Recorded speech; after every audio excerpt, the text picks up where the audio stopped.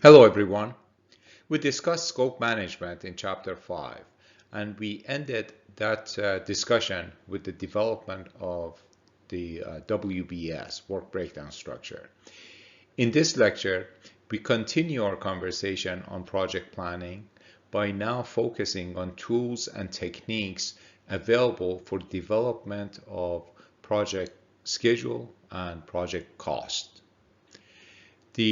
This lecture supplements Chapter 6 of the textbook. The Dilbert comic you see makes the point nicely that if you haven't defined your scope well enough, then your budget estimate won't be accurate. Our learning objectives for this chapter are to learn a number of tools like Gantt chart, PERT diagram, as well as techniques such as network on node, precedence diagramming, and critical chain project management. We also learn how to establish the baseline for the project plan, meaning the project schedule and project budget. Before we get into the details, let's look at an overview of how we develop projects, schedule, and project cost based on the work breakdown structure. The project schedule can be determined based on the tasks and time estimates in the WBS. The schedule will also depend on how these activities are sequenced or how they're dependent on one another. The project's budget can be determined based upon the activities and time estimates from the WBS as well as the cost of the resources assigned to the WBS tasks.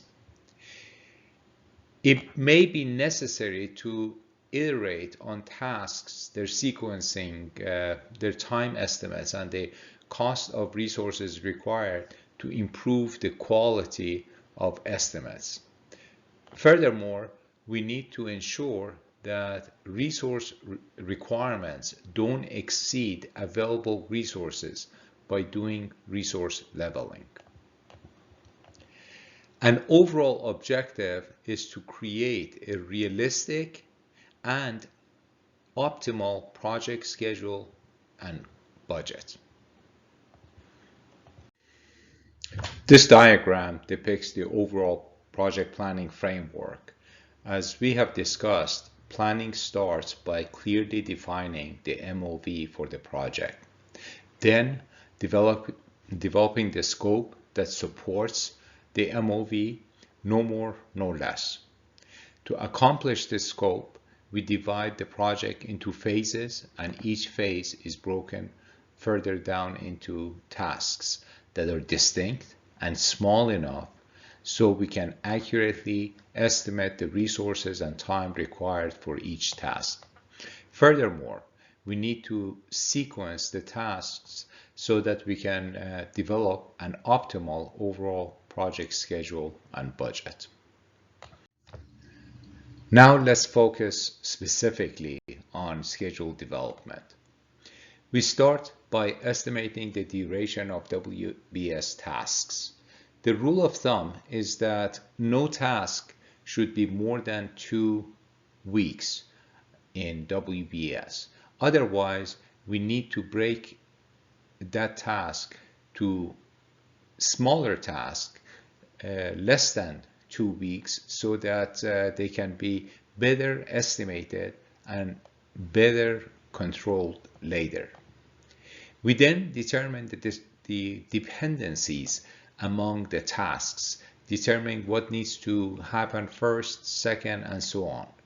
Then we can build the project schedule by using precedence diagram method, PDM, or activity on node, AON, and for development of schedule, Microsoft project greatly automates all of these steps, and various approaches are actually built into the program.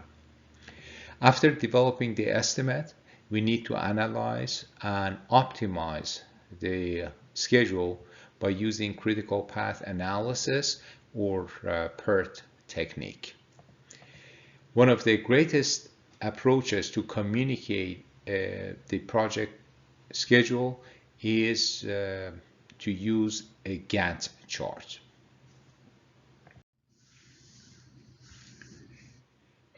So one technique for developing the schedule is precedence diagram method, or PDM. There are 4 fundamental precedence relationships among tasks within a WBS. Finish to start, start to start, finish to finish, and start to finish. Let's look at these relationships in more details. A finish to start relationship is the most common relationship between activities and implies a logical sequence where activity A or activity B or task B cannot begin until task A is completed. An example would be that the development of RFP should be finished before the issue RFP task can start, meaning that we can't send out the RFP until it is developed. A start-to-start relationship between tasks or activities occurs when 2 tasks can or must start at the same time. Although the start of the task is the same, they don't have to finish together, meaning that the task can finish at different times. A start-to-start relationship is one type of parallel activity that is used to shorten a project schedule. For example, in cable laying operation, the tasks of digging the trench, laying the cable, and backfilling the trench can all be parallel tasks to shorten the overall project. Another type of parallel activity is the finish-to-finish relationship. Here, 2 activities can start at different times and have different durations, but are planned to be completed, or they have to be completed at the same time. Once both of the finish-to-finish activities are completed, the next set of activities can get started. For example, when celebrities go to a red carpet venue, their hair and makeup should be finished about the same time that they arrive at the location. Otherwise, the freshness of the look does not hold up during the red carpet event. A start-to-finish relationship is probably the least common and can be easily confused with the finish-to-start relationship. A start-to-finish relationship is exactly the opposite of a finish-to-start relationship. In addition, a start-to-finish relationship means that task A cannot end until task B starts. For example, the current lifeguard cannot end his or her shift until the next lifeguard starts his or her shift, in order to prevent a gap in lifeguard during the lifeguard shift changes when there is no lifeguard watching the pool. This is another set of examples for precedence types in a cake making project. You have to bake the cake before decorating it. You can start making icing when you start baking the cake. You can parallel those activities. You have to finish decorating the cake by the time you deliver the cake. Again, these two activities can be parallel activities, but they need to finish about the same time. And lastly, we can only bill the customer when the cake is actually shipped.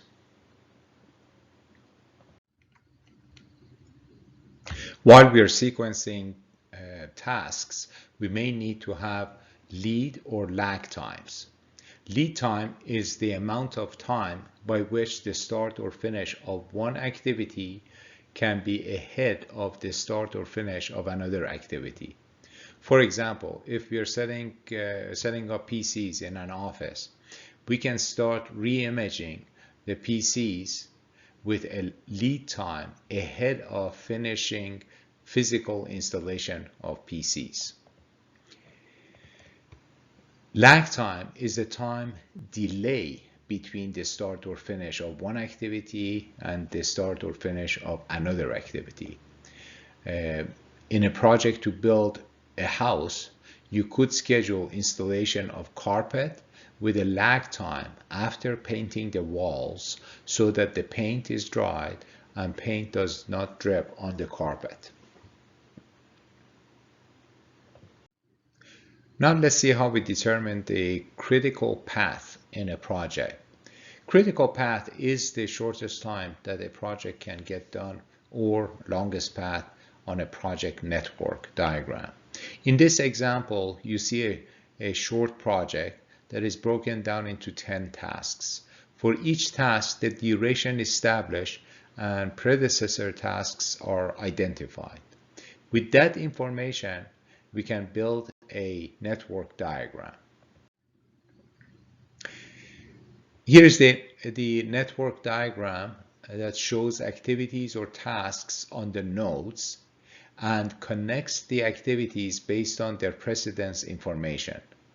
The duration for each activity is also shown next to each task.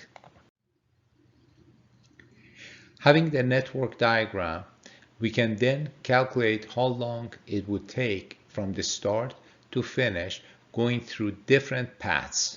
In this example, we see that path 4, which takes 19 days, is the longest path and therefore is the critical path for the project. So it means that it will take 19 days to complete this project. Furthermore, any delay in tasks A, B, D, G, and I, these are the tasks on the critical path, any delay on those will result in delay of the project. That's why project managers should pay particular attention to. After establishing the critical path, the project manager can crash the project by adding resources and shortening the duration of specific tasks, or fast track by running more tasks in parallel. We should keep in mind that critical path can change if the duration of tasks change in a project. Also, sometimes a project may have multiple critical paths. PERT is also a project network diagramming tool that shows, in a manner similar to activity on node, all of the project activities and logical sequences and relationships.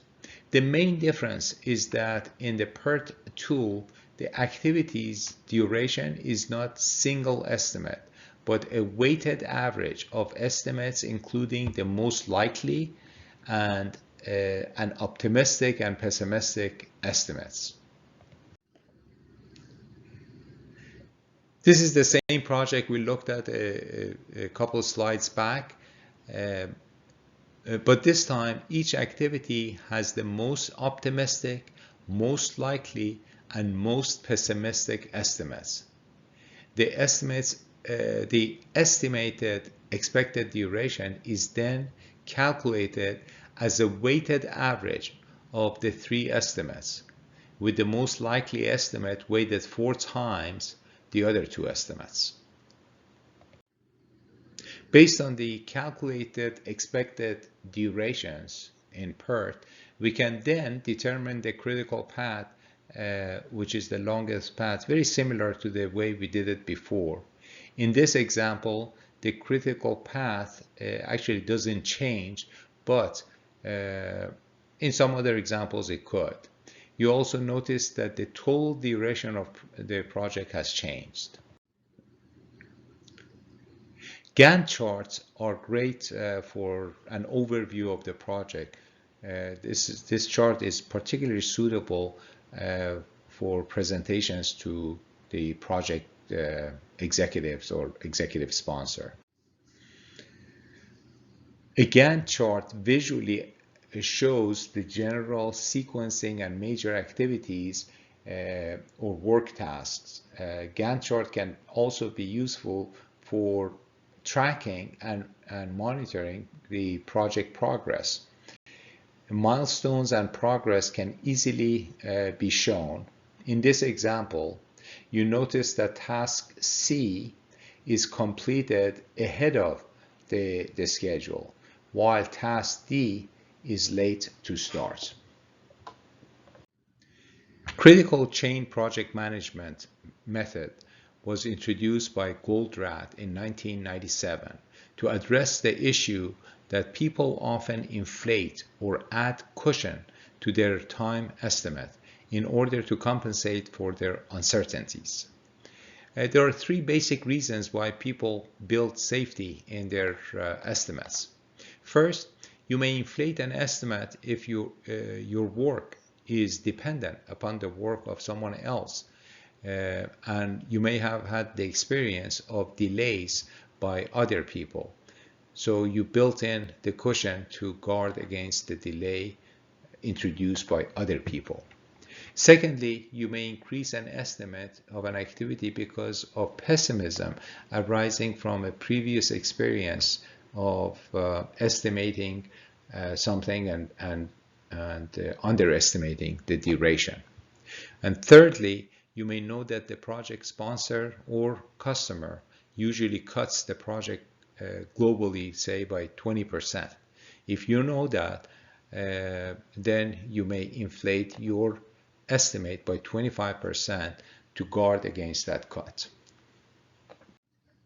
Considering that people add cushion to their estimates, then why projects are often late?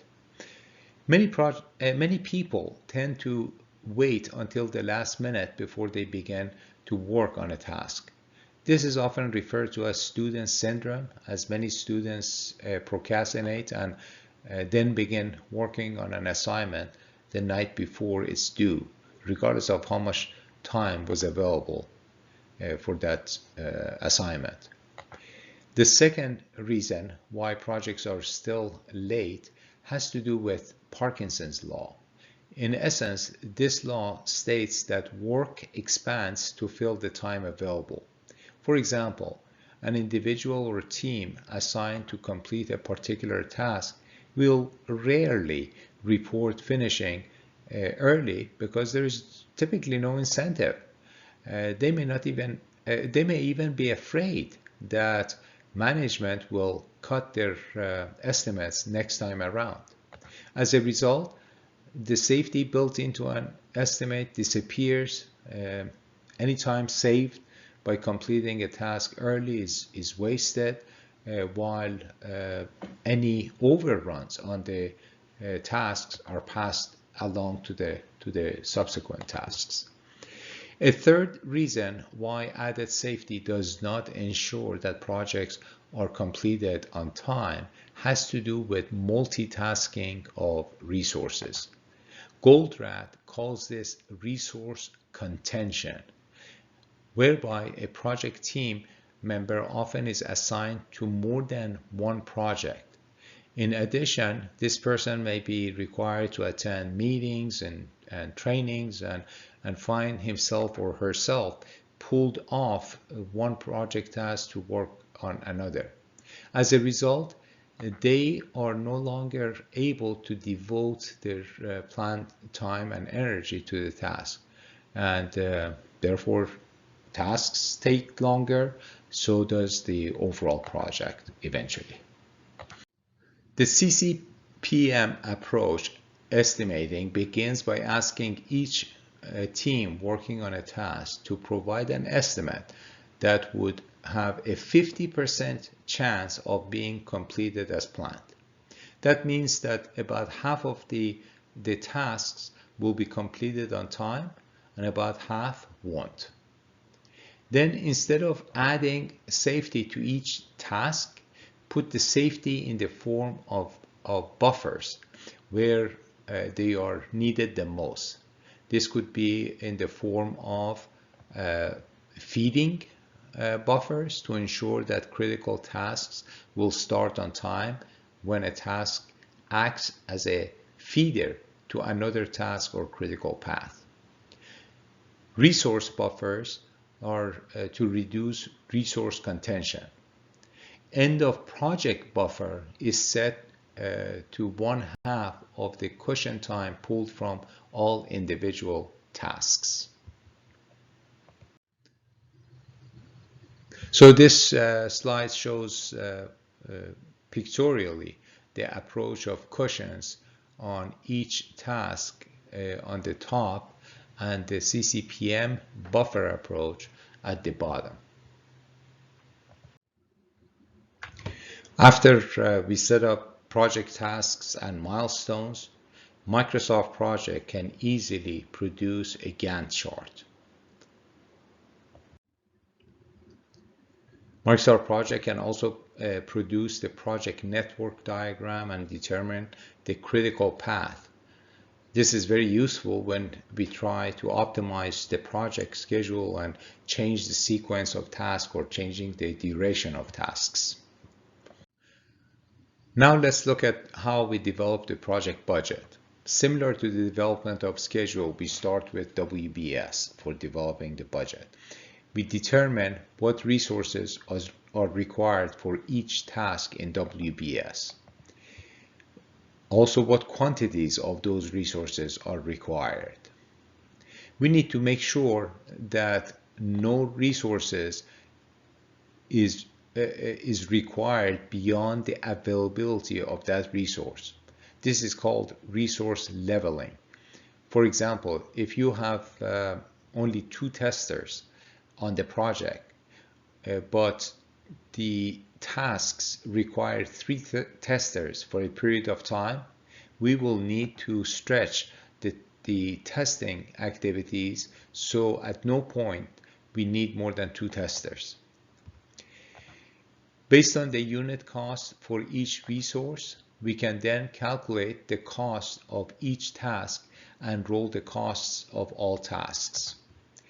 We also need to determine the budget contingency that is required based on the level of uncertainty. After we develop the budget and the cash flow for the project, we need to communicate with all of the stakeholders. Again, Microsoft Project is a great tool for development and communication of the project's budget. In Microsoft Project, we enter the information about resources in resource table and assign resources from resource table to each task in Microsoft Project. Finally, let's learn the different categories of project costs. Direct cost is the cost of labor or other resources that are directly assigned to a project. Indirect costs are those that cover the costs that project incurs beyond direct resources costs, such as rent, utilities, or insurance.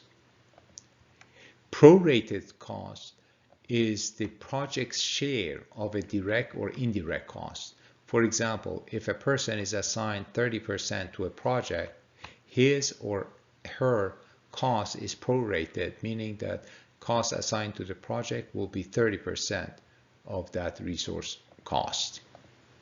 Some costs are associated, or all the costs associated with the project prior to its approval, such as the costs associated with earlier failed attempts. Learning curve costs are those associated with developing throwaway prototypes. For example, when the project is incorporating a new technology and team members need to become familiar with that technology. Reserves are referred to the contingency that is allocated to the project to be used at the discretion of the project manager. Well, this includes my lecture on schedule and budget. Thanks for your attention.